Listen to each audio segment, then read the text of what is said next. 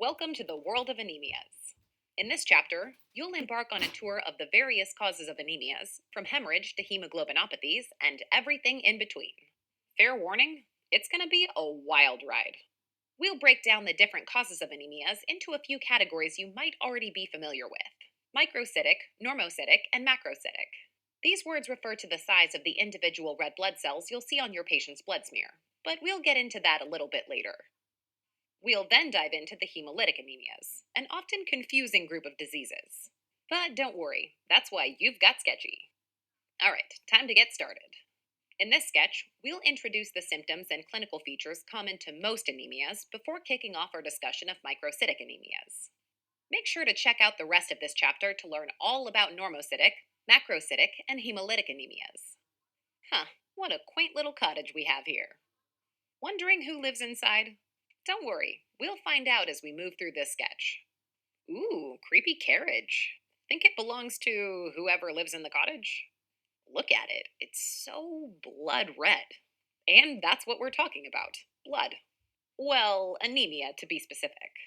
It's defined as an abnormally low hemoglobin and hematocrit. At Sketchy, the H and H is represented by this old school H-shaped abacus, complete with some RBC-shaped beads on it. Since men have slightly higher normal H and H values than women, the cutoff values for anemia differ by sex. Specifically, anemia is defined as hemoglobin less than 12 in women or less than 13.5 in men. Hence the 12 and 13.5 numbers we've drawn into these horses' harnesses.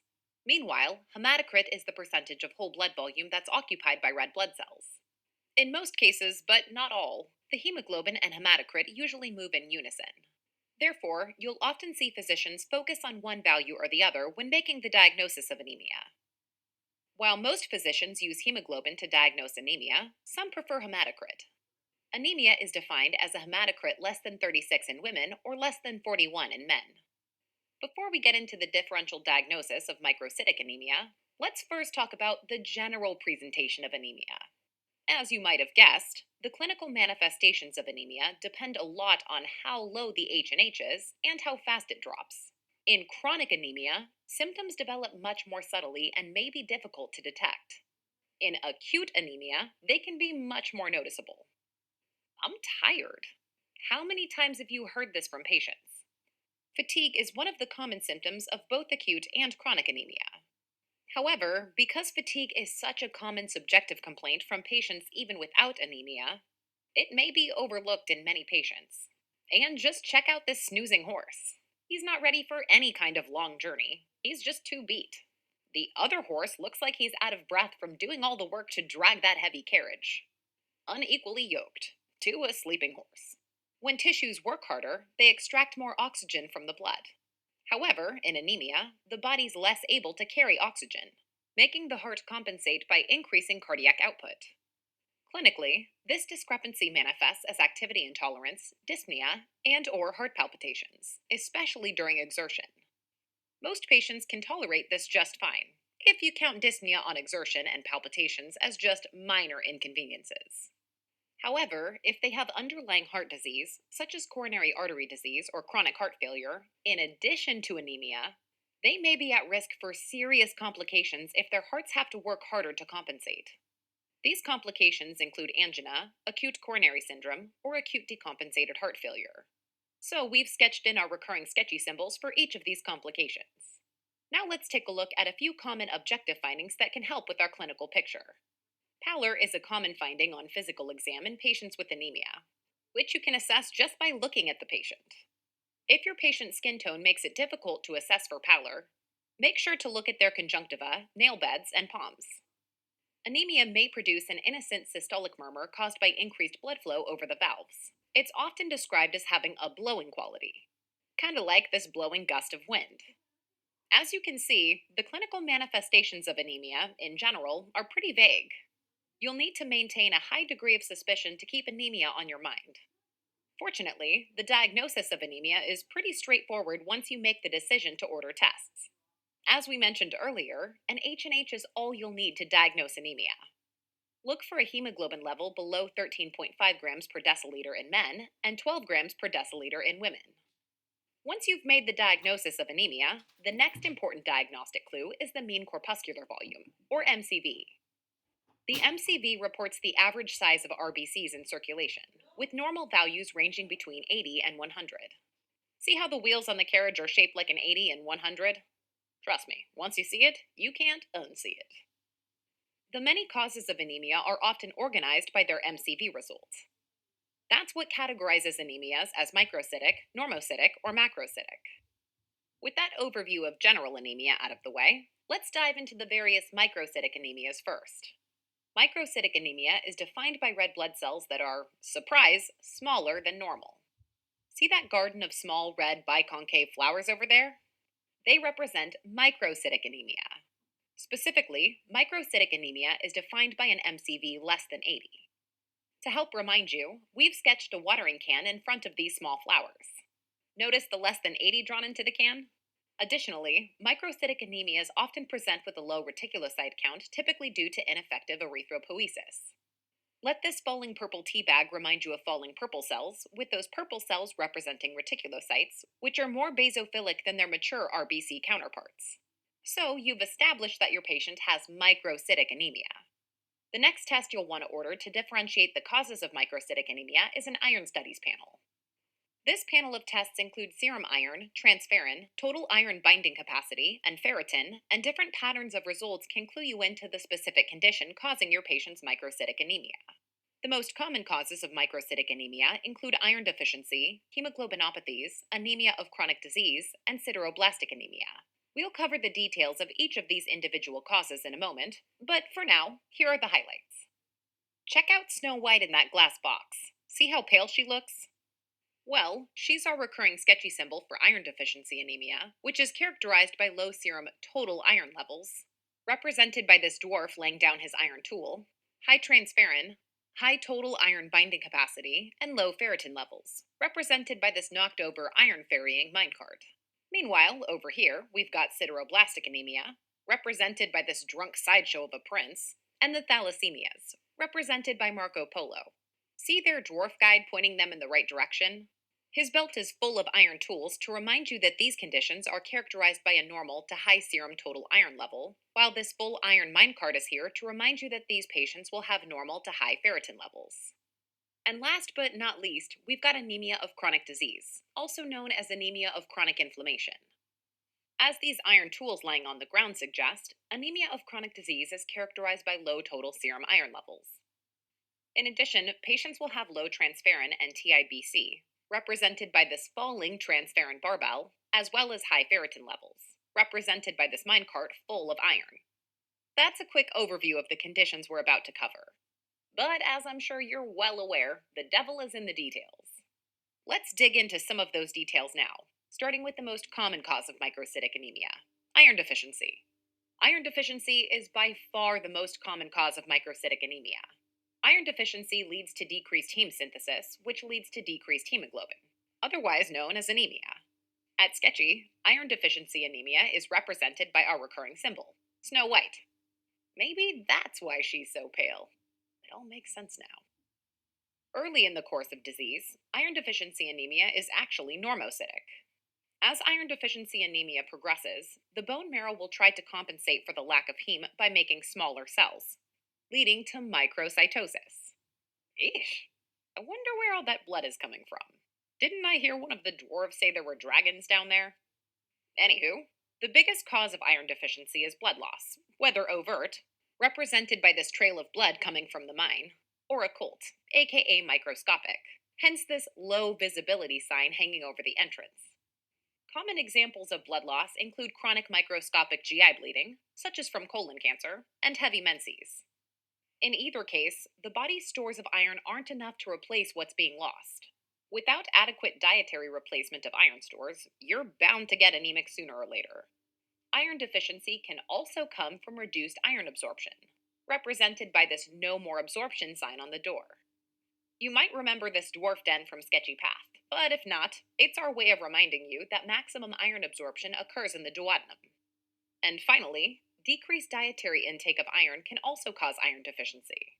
However, in developed countries, it's pretty rare for adults not to get enough iron in their diet. In addition to the classic symptoms of anemia, which we've already covered in our anemia introduction, patients with iron deficiency anemia can also present with non food cravings, like an inordinate affinity for ice. Pica is the general term used to describe the abnormal ingestion of non nutritive substances, and is less specific for iron deficiency as a number of conditions can cause it. A subset of pica, however, is pagophagia, or an abnormal ingestion of ice. Pagophagia is actually pretty specific for iron deficiency. To remind you that pica can be a presenting symptom of iron deficiency anemia, we've drawn in this magpie pecking away at the glass box Snow White is trapped in. Why a magpie? Well, the Latin name for magpie happens to be pica pica, and magpies are famous for collecting non food substances. There's a symbol that comes full circle, people. Ah, come on, she's not that heavy, guys. Come on, you got this. Another disorder that should be on your radar is restless leg syndrome. Patients may complain of restlessness, cramping, and aching pain in their legs, especially at night. Although it's not the most common etiology, iron deficiency can cause restless leg syndrome. So, iron studies should be a part of your initial workup when a patient comes in complaining of restless legs. As mentioned before, make sure to ask about a history of blood loss since it's the most common cause of iron deficiency. Acutely, traumatic, or postpartum hemorrhage can cause a lot of blood loss in a short amount of time. That said, chronic overt blood loss, such as heavy menstrual bleeding, is a much more common cause of isolated iron deficiency anemia symptoms. Overt causes of blood loss are, well, overt, so they shouldn't be much of a surprise to patients. Instead, the more insidious causes that you need to be aware of are occult causes of blood loss. If you can't find an obvious source of bleeding, it's important to ask about some of the most common causes of occult bleeding, most of which come from the GI tract. We are talking microscopic bleeding from colorectal cancer, inflammatory bowel disease, peptic ulcer disease, and gastric erosion from chronic NSAID use. Check out our sketches dedicated to these conditions for more details on them. If too much iron leaving the body is one way to produce iron deficiency, decreased absorption of iron is another. After all, even if patients take in enough iron through their diet, it's all moot if it doesn't get absorbed. While Prince Charming, or is that Prince Seal, gets ready to smooch pale Snow White, with a rose on her grave, take a look at that squiggly intestine road. It's there to remind you that iron is absorbed by the enterocytes of the small intestine, mainly in the duodenum. Any condition that disrupts these enterocytes, such as celiac disease, represented by the seal on the prince's armor, and surgery on the gut, like bariatric surgery or small bowel resection, represented by the prince's scalpel sword, can cause decreased iron absorption. Careful now, that oddly stomach shaped cauldron looks pretty hot. It also happens to be our recurring sketchy symbol for gastritis, another potential cause of decreased iron absorption.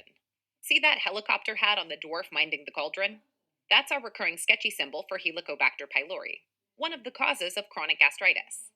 Chronic gastritis caused by H. pylori and other conditions, such as chronic NSAID use, represented by our recurring sketchy NSAID fire extinguisher, can lead to decreased stomach acid production. Since iron needs an acidic environment in order to be absorbed efficiently, less stomach acid means less iron absorption. With the history out of the way, let's move on to the objective findings specific to iron deficiency anemia that you should look for in your patient. Take a look at your patient's nails. Do they have a concave rather than the normal convex shape to them? This is known as koilonychia, aka spoon nails, which is why we've slung this giant spoon on this sad dwarf's back. Koilonychia is a relatively specific finding associated with iron deficiency anemia. I'm not sure how Mopey plans to do much high hoeing with a spoon, but at least it illustrates the point pretty nicely. Don't stop at the nails, though.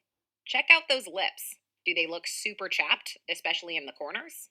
That's known as angular cheilitis, and it's represented by Mopey's big, red, sad lips. Finally, tell your patient to open up and stick out that tongue. You're looking for atrophic glossitis, an inflammatory disorder of the tongue characterized by the loss of papillae, resulting in a smooth, glossy red appearance. Kind of like this big, red, glossy tongue shaped hat Mopey's holding. Atrophic glossitis isn't super specific for iron deficiency since it's associated with other nutritional shortages like vitamin B12 deficiency. Still not sure you're dealing with iron deficiency anemia? Then let's do some lab work. Remember those iron studies we introduced earlier? They're back! Let's focus on this tipped over iron minecart first, because ferritin is the most reliable test for the diagnosis of iron deficiency. Ferritin is an iron storage protein that increases as the body's iron stores increase. Therefore, a very low serum ferritin level is diagnostic of iron deficiency, and no further testing is required. Hence the empty iron minecart. Ah, no more stores of iron left in it. Sad face. That said, ferritin is also an acute phase reactant, which means it'll be elevated in a lot of other conditions, including infection, inflammation, and cancer. Therefore, in the setting of an inflammatory comorbidity, ferritin may not be as reliable of a way to test for iron deficiency. Look at this poor guy laying down his iron tool in honor of Snow White. How sad. Serum iron measures the amount of circulating iron in the blood, most of which is bound to transferrin, which is a transport protein. While it makes sense that serum iron will be low in iron deficiency anemia, a low serum iron level alone is not diagnostic of this condition. Finally, as this elevated transferrin barbell suggests, serum transferrin levels will be elevated in iron deficiency anemia. Although it's possible to get a direct transferrin level, a more common way to check transferrin is to do so indirectly by measuring total iron binding capacity, or TIBC. The TIBC measures the total amount of iron that can be bound to transferrin, kind of like the total space available to bind iron. Less iron in the blood means more space available to bind iron because those spaces aren't currently occupied by iron.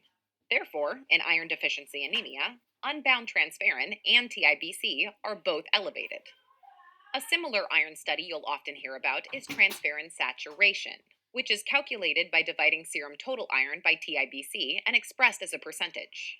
Conceptually, you can think of transferrin saturation as the percentage of transferrin molecules in circulation that are bound to iron. Notice how this transferrin barbell doesn't have any iron buckets hanging from it? That's to remind you that iron deficiency anemia, in which serum total iron is low and TIBC is high, is associated with a low transferrin saturation level. Besides an iron studies panel, a few other tests can be useful in the diagnosis of iron deficiency anemia. One of these is red cell distribution width, or RDW, which measures the variation in size of red blood cells. Remember that MCV is a mean number. While the red blood cells in iron deficiency anemia are smaller on average, there's a wide variation in the sizes of RBCs. This is represented by a high RDW, or by this wide ruler along Snow White's glass box. Finally, as this red smear of a dirt patch represents, you can always call your friendly hematopathologist to look at the peripheral blood smear. While a peripheral smear is not needed to diagnose iron deficiency anemia, if you were to look under the microscope, you'd see hypochromic, aka pale, and microcytic, aka small, RBCs, just like these tiny red flowers. In severe iron deficiency anemia, you may even see poikilocytosis, aka abnormally shaped RBCs, and anisocytosis, aka unequally sized RBCs, or the visual representation of a high RDW. Let's summarize the classic presentation of iron deficiency anemia in a sample assessment statement. The Wicked Queen is a 65-year-old female with osteoarthritis presenting with slowly worsening fatigue and dyspnea over the past 3 months. Her daily medications include naproxen for OA pain and a baby aspirin. Physical exam is significant for conjunctival pallor and a 2 out of 6 systolic murmur at the lower sternal border. Labs are significant for a hemoglobin of 9.5, MCV of 75, and elevated RDW on CBC. Iron studies show low serum iron, low ferritin, high TIBC, and low transferrin saturation. Taken together, the Wicked Queen's symptoms are caused by iron deficiency anemia, most likely secondary to NSAID-associated gastritis. Yay! You've diagnosed iron deficiency anemia. Now what? Your first priority after diagnosing iron deficiency anemia is to find the exact cause. Management of iron deficiency involves both replenishment of iron and correction of the underlying cause. In the elderly, colon cancer is a particularly important cause of iron deficiency anemia, so a colonoscopy should be performed if you can't find any other obvious causes of the anemia. That's why we've sketched in this dwarf shining his GI scope flashlight into that dark cavern, planning to boldly go where no dwarf has gone before. Remember all those other causes of iron deficiency anemia we mentioned earlier? Don't forget to evaluate for them as well. For most patients with iron deficiency, oral iron supplementation is the preferred first-line therapy. It takes at least 6 weeks to correct the anemia and 6 months to replenish the body's iron stores with oral supplementation. Oral iron does have some unpleasant side effects, though, such as nausea, constipation, and dark stools, which can lead to medication noncompliance. Hence the green, nauseous face on this deer eating up those spilled iron pellets. Iron is best absorbed in an acidic environment. So, when you prescribe PO iron, tell your patient to take some vitamin C, also known as ascorbic acid, represented by this minecart full of oranges, as well. The increased gastric acidity helps improve the absorption of iron. Conversely, be aware if your patients are on gastric acid reducing medications like antacids, H2 receptor blockers, or PPIs, since they'll reduce gastric acidity and therefore iron absorption. Of course, there are times when PO iron just doesn't do the trick. And when PO just won't do, you know where to turn. IV iron repletion can be used for patients who cannot tolerate the side effects of oral iron, represented by the IV covered bag of iron on our nauseous deer, those with impaired absorption of iron, or those with ongoing blood loss causing anemia that doesn't improve with oral iron. With all these patients who shouldn't get PO iron, why don't we just give IV iron to everyone? Well, aside from the cost and inconvenience, IV iron also carries a low risk of allergic reactions, including anaphylaxis. That wraps up our discussion of iron deficiency anemia. Let's move on to our next cause of microcytic anemias, the thalassemias. Hey, is that Marco Polo? You're in the wrong fairy tale, buddy. Holding your map sideways like that isn't going to do you any favors. Anywho, you might remember this guy from our Micro Polo sketchy path video. We'll leave the pathophys to, well, sketchy path, and focus on the clinically relevant info you'll need here. As a refresher, the thalassemias are a set of inherited anemias resulting in decreased production of one of the two globin proteins needed for hemoglobin production, creatively named alpha and beta. Typically, most cases of thalassemia, especially the more severe forms, present in childhood. When thalassemia does present in adults, it tends to be the less severe alpha or beta thalassemia minor forms, which are associated with mild symptoms and minimal anemia. I'm sure you remember this, but there are classic demographic risk factors for different forms of thalassemia. To help you remember these associations, just check out Marco Polo's world map. Alpha thalassemia is most prevalent in Southeast Asia, including southern China, Malaysia, and Thailand, whereas beta thalassemia is much more commonly linked to parts of Africa. A classic physical exam finding in patients with thalassemia is hepatosplenomegaly, represented by these big purple liver and spleen shaped spots on the horse. Hepatosplenomegaly is caused by the chronic hemolysis and extramedullary hematopoiesis that characterize thalassemia. That said, in the mild forms of the disease that adults will present with, patients won't typically have clinically significant organ enlargement on exam. As you might have guessed, thalassemia produces a microcytic anemia. But thalassemia isn't just any old anemia, it's characterized by profound microcytosis. In fact, the MCV in patients with thalassemia typically ranges from 65 to 75. So we've sketched in the teeniest, tiniest red flowers that you'll ever see underneath Marco Polo. In contrast to iron deficiency anemia, the RDW in thalassemia is usually low, meaning the RBCs are all basically the same size. Beyond the CBC, to differentiate thalassemia from other types of microcytic anemia, you know what you gotta do. Get some iron studies. Unlike iron deficiency anemia, serum ferritin levels in thalassemia will be normal to high depending on the severity of disease. Additionally, the serum total iron level will also be normal or elevated, especially in beta thalassemia major or intermedia. Hence the iron tools high up on this dwarf's belt. Transferrin saturation will be elevated in beta thalassemia major and intermediate too. Hence these full iron buckets slung on the dwarf's transferrin barbell. Although you don't need a peripheral smear to diagnose thalassemia, if you do get one, you'll likely see a few characteristic findings. In addition to microcytic hypochromic RBCs, you might also see target cells, which look like, well, targets, with the dark red bullseye in the center surrounded by a pale border, kind of like Marco Polo's hat. Man, they sure had sharper fashion senses back in the day. You may also see teardrop cells, which are RBCs that look like, surprise, teardrops.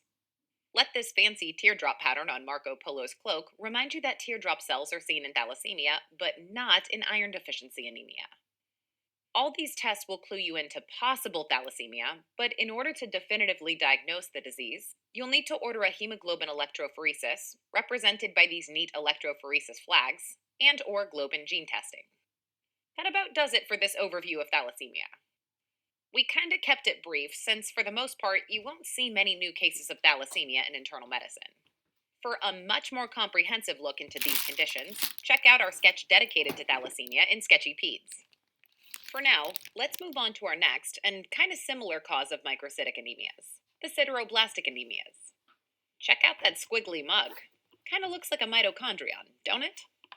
That mitochondrion cider mug is our recurring sketchy symbol for the sideroblastic anemias. A wide spectrum of disorders caused by acquired or congenital abnormalities in heme synthesis and mitochondrial function.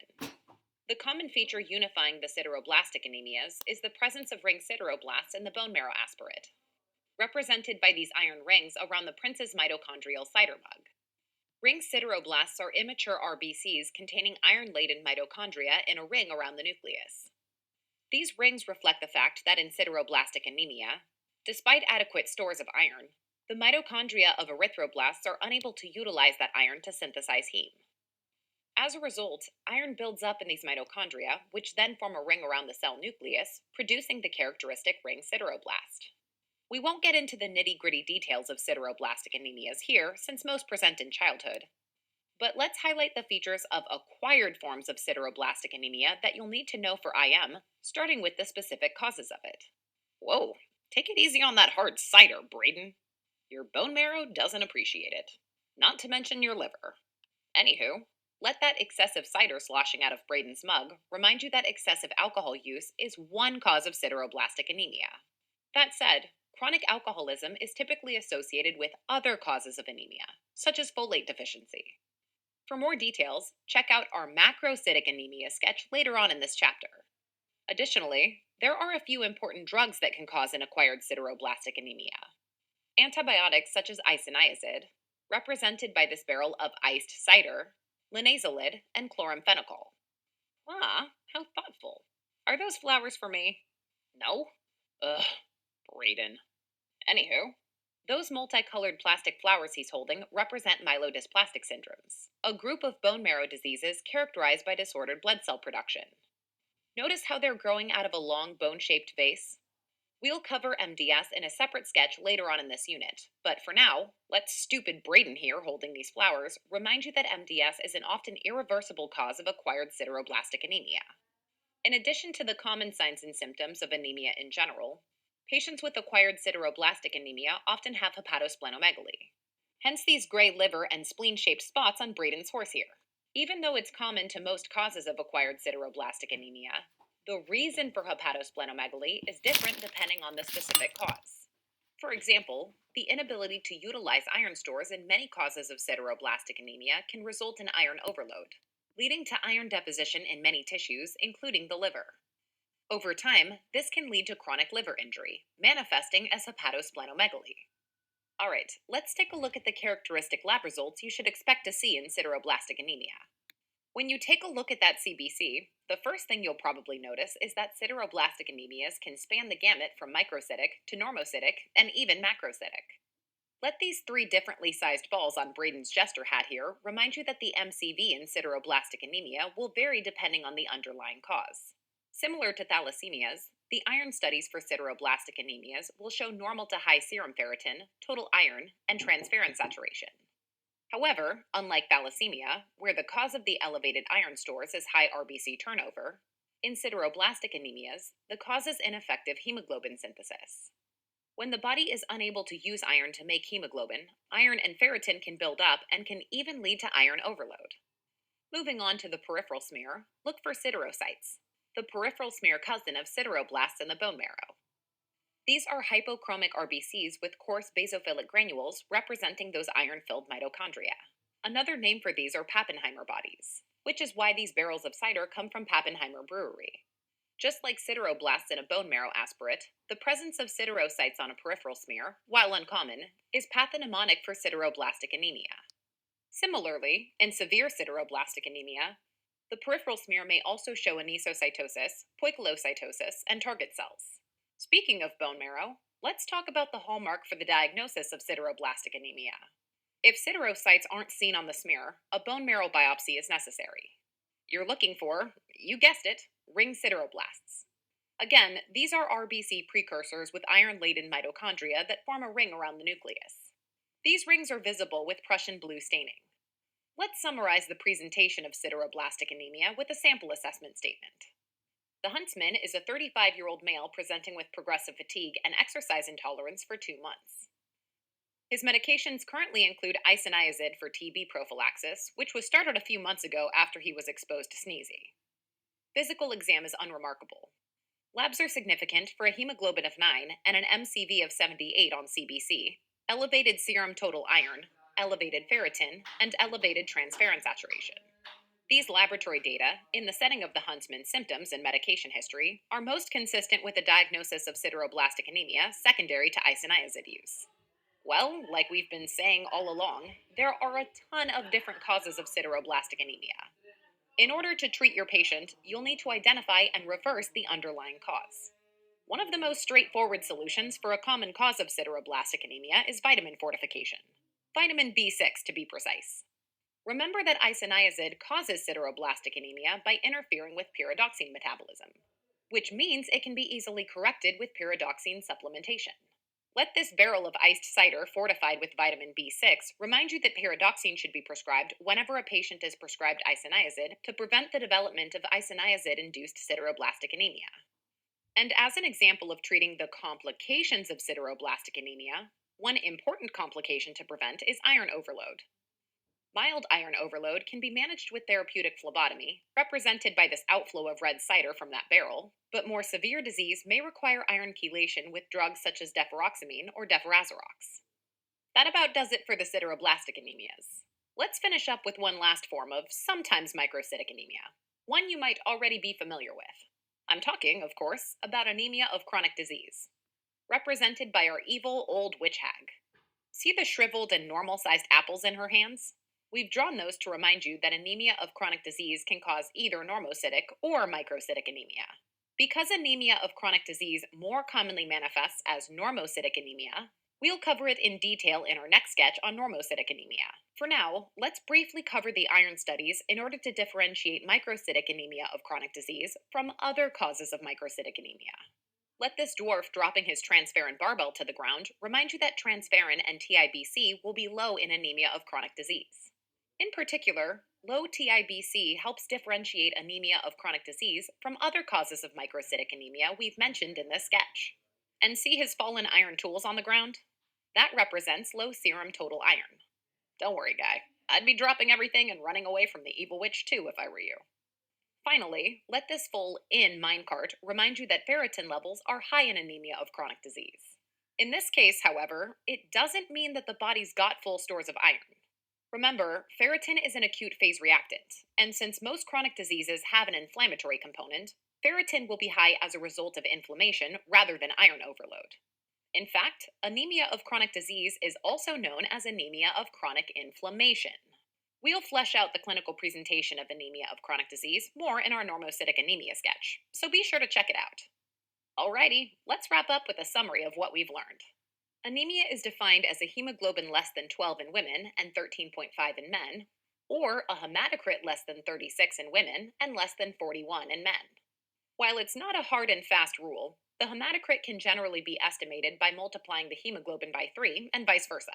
Regardless of the underlying cause, patients with anemia typically present with progressive fatigue, dyspnea on exertion, and activity intolerance.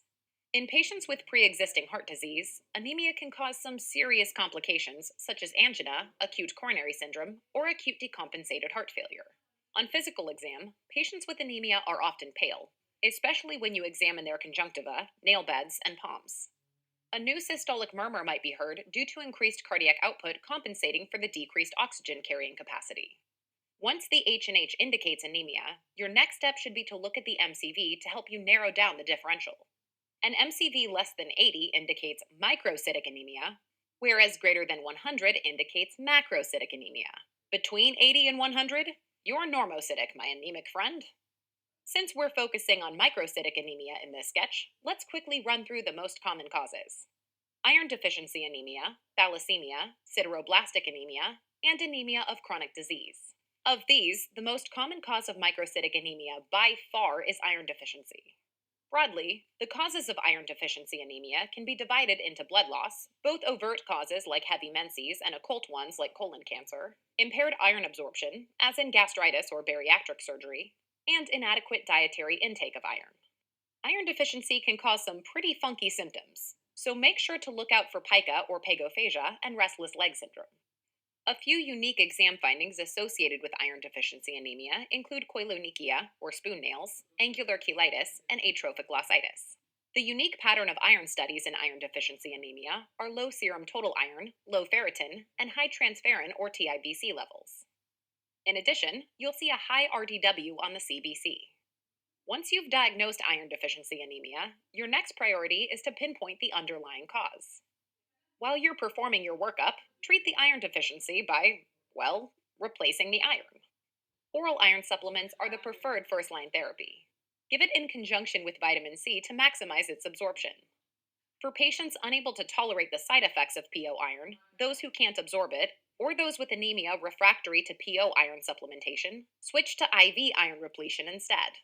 After iron deficiency, the other classic cause of microcytic anemia are the thalassemias, a group of inherited defects in globin production.